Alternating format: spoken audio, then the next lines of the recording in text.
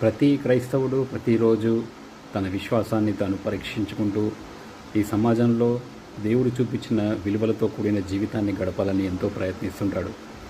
ఒక్కొక్కసారి పడిపోబోతుంటాడు, ఒక్కొక్కసారి లేస్తాడు, ఇంకొకసారి పూర్తిగా పడిపోయి లోకంలో కొట్టుకుపోతుంటాడు.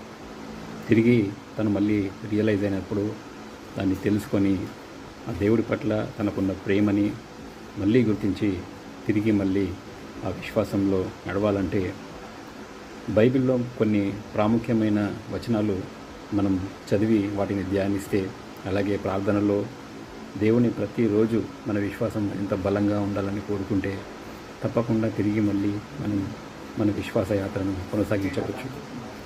ఇందులో మార్కు 9:23లో దేవుడు చెప్తున్న వాక్యం ఏంటంటే, నమ్మువానికి సమస్తమును సాధ్యమే అంటున్నాడు.